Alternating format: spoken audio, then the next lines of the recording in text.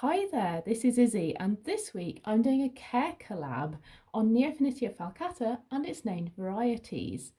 In this week's care collab, we've got some excellent collaborators in What's Up Orchids, Orchidea, Lynn Smith, Fernando Nascimento Orchids and Succulents, Nicole Diana, Orchids and Fine Boss, Petals, Sepals and Spines, Mary G, Ray Ray's Orchids, Justin's Orchids and more, Todd's Tropicals and Ninja Orchids. And thanks ever so much to Ninja Orchids for organising this one. If you'd like to see some of their videos and how they look after Neofinitias, please check them out. I'll put the links down below. I'm looking forward to seeing how they look after their plants because I'm quite a newbie with Neofinitia falcatas. So let's get started. Neofinitia falcatas are now called Vanda falcatas. They're a vandaceous kind of orchid. They typically hang out on trees and they come from the Japan and Korea region of the world. So they're temperate climates, they're not tropical. And that means that their care follows a temperate pattern. They like to be warmer in summer, they like to be cool in the winter.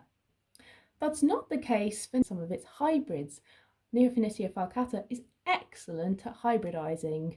So in here, there's a rogue plant, but you won't be able to tell it from this array, so I'll just get rid of it now. So that plant was for sure not a Neofinitia falcata, but there are also some approved Neofinitia falcatas, which are approved by various societies and have registered names. However, they're very unlikely to be pure Neofinitia falcatas, and that's because their flower colour indicates that some other species is in their background. So I'll remove those ones now. After that, we're left with the pure species Neofinitia falcatas. However, at the same time, there's a bit of a difference in these ones as well, and it matters for their care as well as for how they look. So I'll just separate those out now too. So we've got a separation here. Why? Well, there are two ecotypes, you might call them, of Neofinitia falcata, and one of them is the Amami Island variety. It's much larger than the standard varieties of Neofinitia falcata that come from the mainland. And on the left, you can see my Amami Island Neofinitia falcatas. The Amami Island Neofinitia falcatas and the hybrids based on them tend to have longer leaves and larger roots than the pure Neofinitias. The Amami Island varieties are a little bit different in the care that they need. They don't want to go as cold in the winter time. Letting them get down to freezing wouldn't be so good for them. And they also tend to flower a little bit later. So if you have some standard Neofinitia falcata varieties, your Amami Island ones should flower a month or two later. Although, again, I don't know, I've never seen mine flower. You're supposed to be able to get them to flower if you meet a few conditions. First, that you give them a cold winter rest. So I would like to put mine by the windowsill and hope that that's cold enough. Two, you also want to keep them fairly dry in the winter time, so you want to let their moss get quite crispy before you give them another watering, and you want to water them quite sparsely in the winter. And three, you need your plant to be big enough, and that's probably the issue I have here. I don't think most of my plants are actually large enough to flower. I just have one at the back, the Geong,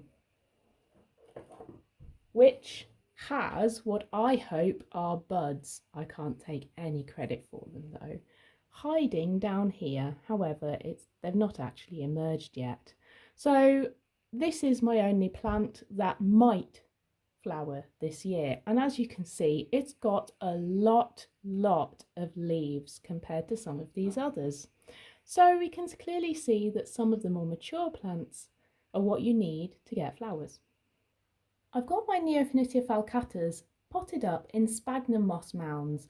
So I've got some of them in net pots, some of them in solid pots, but all of them, they're in sphagnum moss with another net pot inside to give them airflow underneath the plant. And when it comes to watering, I tend to respond to how the moss feels. And I water slightly more intensively in the summer with more fertiliser, perhaps half, maybe even full strength. and much less in the winter. I wait for the moss to go very crispy and water more often with pure water and occasionally with a bit of fertiliser. In terms of care, in terms of light levels, I actually vary what some of these get.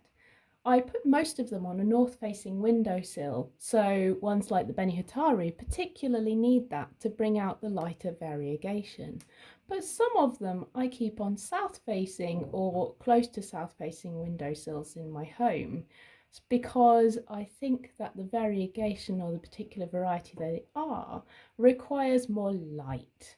So I picked up the Shinkoto there. I think this one, because of the striping on the leaves, it needs that little bit more light to help it grow. And there are some others that have unusual needs, like Kyakusho. Kyakusho requires switching between bright light and more shade. So I actually switched this one in between my two high and low light environments. But it's really an experiment in what brings out the best in your Neofinitias, because they're all slightly different. Now there's the other topic of why I've got so many of the same species of orchid. Well, the truth is, they don't all look the same. There's a huge number of varieties of Neofinitia falcata out there, and that's because they've been cultivated and refined over hundreds of years. So people collect these plants for the variegation, the variety in leaves, the variety in leaf connections, the variety in roots, the variety of leaf shapes, so many different reasons. And that means that you can end up with quite a few, as I have done. Well, that's how I'm looking after my Neofinitia falcata and a little bit about the ones that I have. If you have Neofinetia falcata or you'd like to join in a care collab in general, just get in touch. If you're making videos, we'd love to see how you look after your orchids. Thanks ever so much to all the other channels for taking part in this care collab. I'm really looking forward to seeing what you do. And thanks ever so much to you for watching. If you like this video, give it a like. If you'd like to hear more, just subscribe to the channel and I'll see you again soon. Bye for now.